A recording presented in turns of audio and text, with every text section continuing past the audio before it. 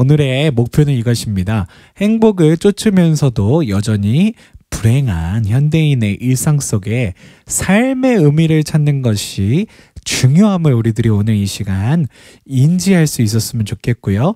전도서의 말씀을 통해 그리스도인의 삶의 의미가 무엇인지 마음에 간직할 수 있는 우리가 될 수 있었으면 좋겠습니다. 자, 오늘도 제가 여러분들에게 소개시켜드리고 싶은 연사님이 한 분 계십니다. 에밀리 에스파하니 스미스 연사님이신데요. 제가 소개해드리겠습니다. 긍정심리학의 연구자이자 요새 심리학에 동향과 경향이 있는데요. 긍정심리학이라고 하는 심리학의 연구 분야가요. 굉장히 많은 사람들에게 삶에 대한 의미를 찾고 그리고 또 여러 가지 마음의 병을 다스리는데 큰 어떤 도움을 주고 있습니다. 그래서 이 긍정심리학은 현대시대의 마틴 셀리그만이라고 하는 박사님이 계시는데요. 그 박사님 밑에서 정말 제대로 배운 긍정심리학 연구자이십니다. 그리고 스탠퍼드 대학교 후보연구소 소속 컬럼니스트시고요. 심리학을 공부하던 중 행복을 쫓는 사람은 도리어 불행해진다는 연구 결과를 접하고요. 참 아이러니하지만 행복을 쫓는 사람이 불행해진다는 연구 결과가 있었대요. 과연 인간을 살아가게 하는 진정한 힘은 어디서 오는지 이렇게 연구를 하시기 시작했고요.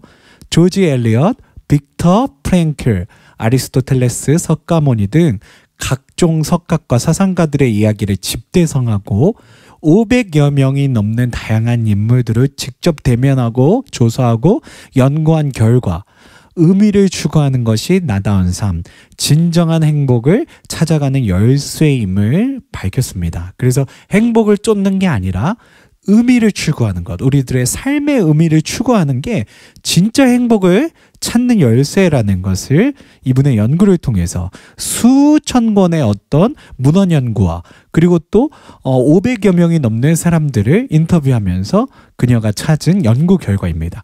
2017년 4월 연구 결과를 바탕으로 한 테드 강연 삶에는 행복보다 중요한 게 있습니다를 통해 행복을 향한 집착을 내려놓고 의미를 찾아 나답게 살아갈 것을 역설하였고요. 이후 수많은 자리에서 나다운 삶의 가치와 이를 이루는 의미의 힘을 전하는 강연과 인터뷰어로 나아가고 있습니다. 다트머스 대학교에서 심리학을 전공하셨고요. 펜실베니아 대학교에서 긍정심리학으로 석사학위를 받으셨고요. 윌스트리트 저널, 뉴욕타임스, 애틀랜틱 등의 문화, 심리학, 인간관계에 관한 글을 꾸준히 기고하고 계시고요. 뉴 크라이티리언의 칼럼니스트로 활동하고 있고 뉴욕의 예술센터 92 앤드 스트리트 Y와 시애틀의 시민대학과 협력해서 미국 전역의 공동체와 삶의 목적을 세우는 벤 프랭클린 서클을 운영 중에 계십니다. 제가 긴 강의를 5분 정도로 편집을 해왔는데요. 그 강의 먼저 보시고 들어와서 계속 말씀 나누는 시간으로 갖도록 하겠습니다. I used to think the whole purpose of life was pursuing happiness. Everyone said the path to happiness was success, so I searched for that ideal job, that perfect boyfriend, that beautiful apartment. But instead of ever feeling fulfilled, I felt anxious and adrift. And I wasn't alone. My friends, they struggled with this too. Eventually, I decided to go to graduate school for positive psychology to learn what truly makes people happy. But what I discovered there changed my life. The data showed that chasing happiness can make people unhappy. And what really struck me was this. The suicide rate has been rising around the world, and it recently reached a 30-year high in America. Even though life is getting objectively better by nearly every conceivable standard, more people feel hopeless, depressed, and alone. There's an emptiness gnawing away at people, and you don't have to be clinically depressed to feel it. Sooner or later, I think we all wonder, is this all there is? And according to the research, what predicts this despair is not a lack of happiness. It's a lack of something else. A lack of having meaning in life. But that raised some questions for me. Is there more to life than being happy? And what's the difference between being happy and having meaning in life? Many psychologists define happiness as a state of comfort and ease, feeling good in the moment. Meaning, though, is deeper.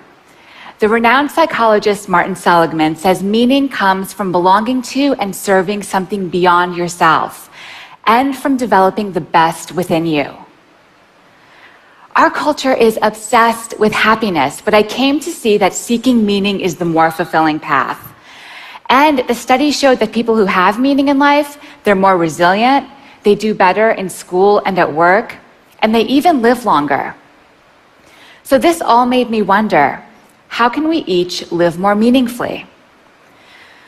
To find out, I spent 5 years interviewing hundreds of people and reading through thousands of pages of psychology, neuroscience, and philosophy. Bringing it all together, I found that there are what I call 4 pillars of a meaningful life. And we can each create lives of meaning by building some or all of these pillars in our lives. Belonging, purpose, transcendence, storytelling. Those are the 4 pillars of meaning. The pillars were part of the architecture, and the presence of the pillars helped us all live more deeply. Of course, the same principle applies in other strong communities as well, good ones and bad ones. Gangs, cults, these are cultures of meaning that use the pillars and give people something to live and die for. But that's exactly why we as a society must offer better alternatives. We need to build these pillars within our families and our institutions to help people become their best selves. But living a meaningful life takes work. It's an ongoing process. As each day goes by, we're constantly creating our lives, adding to our story. And sometimes we can get off track. Whenever that happens to me, I remember a powerful experience I had with my father. Several months after I graduated from college, my dad had a massive heart attack that should have killed him.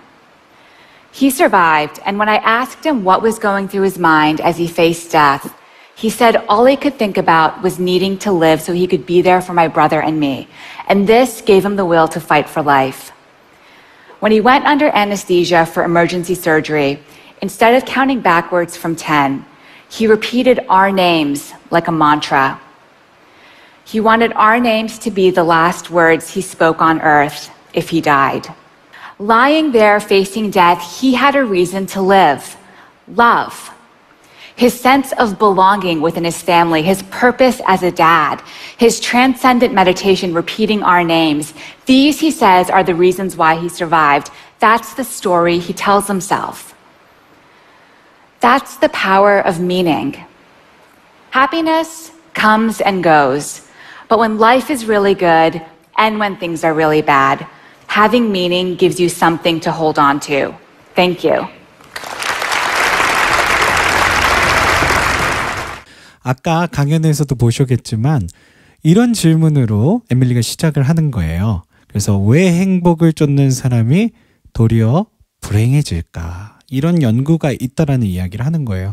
근데 저도 어디서 이민사회에서 들었던 것 같아요. 이민을 오면은 첫 번째 이제 영주권을 받는데 우리 삶의 목표가 있고, 두 번째 이제 집을 사는데 목표가 있고, 세 번째 아이들이 UC 계열의 대학교를 가면 참으로 성공했다, 이민자로서. 그런 이야기들을 듣는다라는 이야기를 얼핏 제가 아는 성도님들에게 들었던 적이 있습니다. 근데 제가 그걸 다 이루신 분들을 봤어요. 그런 이민자의 그런 단계를 다 이루신 분들이 있었는데, 그분들도 저렇게 다 이루셨는데 뭐 저렇게 근심과 걱정을 하시며 사실까라는 생각이 들더라고요. 그래서 결국 행복이라는 게 어떤 외적인 어떤 기준에 있는 것이 아니라 라는 생각을 그때도 해보게 됐습니다. 그래서 행복을 쫓는 사람이 도리어 불행해진다. 굉장히 아이러니한 그런 어떤 질문이지만, 이게 분명히 이럴 수 있겠구나라는 생각을 오늘 해보게 되는 것 같습니다. 그래서 오늘 연사님이 500명 이상의 사람들과 면담하고 수천 번의 문헌 연구를 통해 진정한 행복을 삶의 의미에 있음을 깨닫게 되었다라는 말씀을 전해주는 거예요. 그래서 의미 있는 삶을 사는 게 진짜 행복한 삶을 사는 길이다. 그래서 행복이 어떤 외적인 기준에 있는 게 아니라 우리의 목표, 우리들의 인생의 스토리, 그리고 또 연대, 그리고 또 하나님께서 주시는 그 신비로운 체험들, 이런 것들 가운데 바로 우리들이 삶을 정말 의미 있게 살아가고 행복하게 살아가는 그런 의미가 있다라는 이야기를 하는 것입니다. 그래서 행복 강박에서 의미의 힘으로 우리들의 관점을 전환할 때 우리가 좀 더 행복한, 진정한 행복에 가까이 갈 수 있는 그런 삶으로 나아갈 수 있다라는 말씀을 해주는 겁니다. 그러면서 오늘 연사님께서 의미 있는 삶을 지탱하는 4개의 기둥에 대해서 이렇게 설명을 해주셨어요. 그 4개의 기둥이 뭐냐면 첫 번째 유대감. 예전에 제가 행복에 대해서 하버드 대학교 성인 연구에 대해서 말씀드릴 때 로버트 윌딩거 박사님 이야기를 했었죠. 그래서 로버트 윌딩거 박사님은 얼마나 우리 주변에 정말 우리를 진심으로 아끼고 사랑해주는 가족과 동료들이 있을 때 더 오래 살고 행복하게 산다라는 이야기를 드렸던 적이 있어요.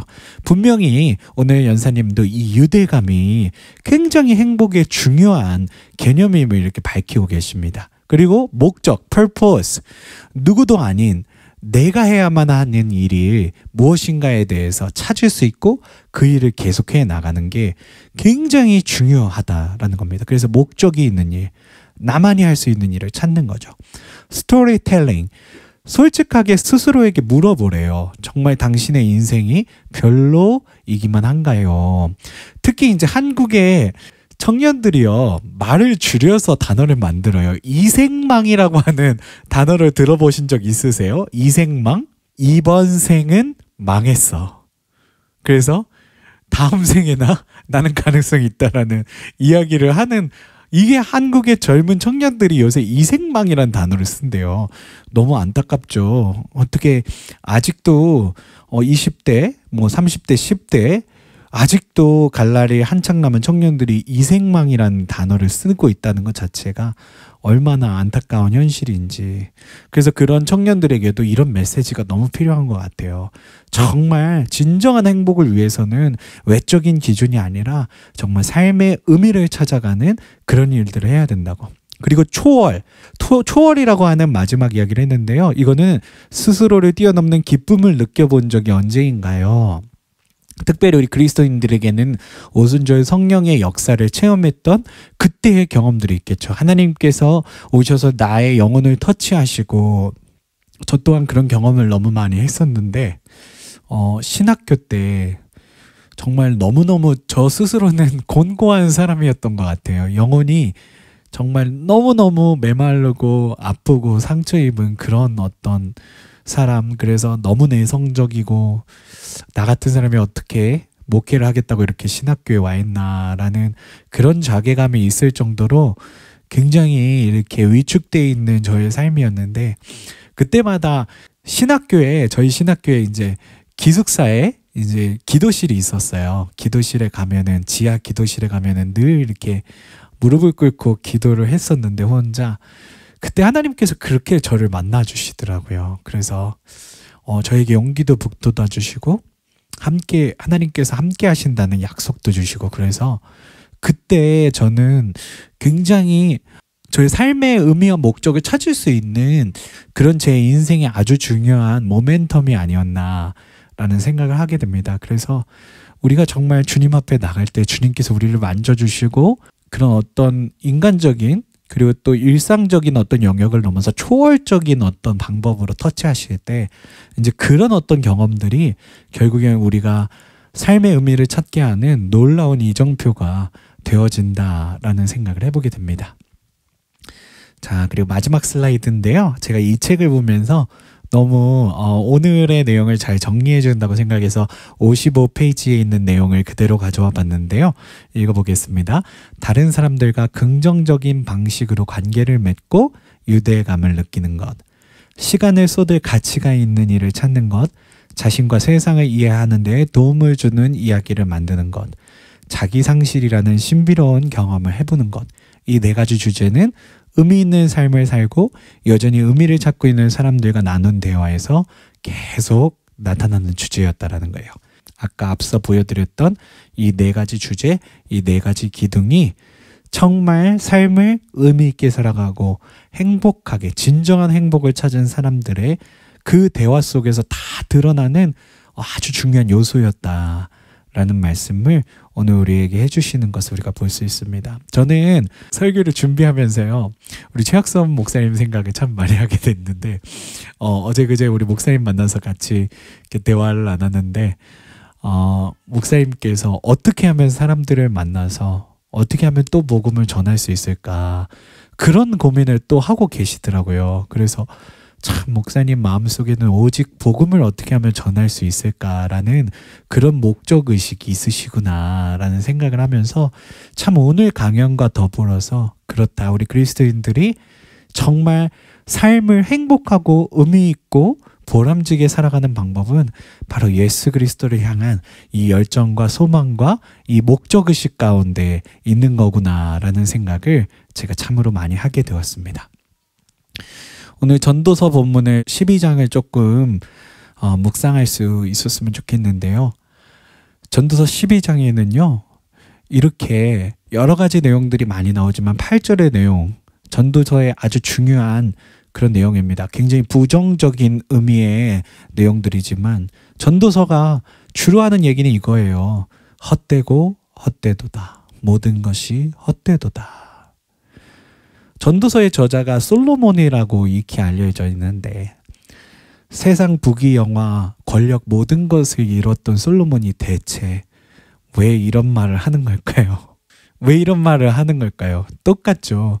행복을 쫓아 살아갔을 때 영주권을 받으면 엄청 행복할 줄 알았고, 이민자의 인생에 아이들 UC 계열 UCLA 보내면 행복할 줄 알았고, 좋은 집을 하나, 내 소유의 집을 이렇게 미국에서 갖게 되면 엄청 행복할 줄 알았는데, 그게 행복의 절대적인 그런 어떤 기준이 아니었다라는 거죠. 솔로몬도 마찬가지예요.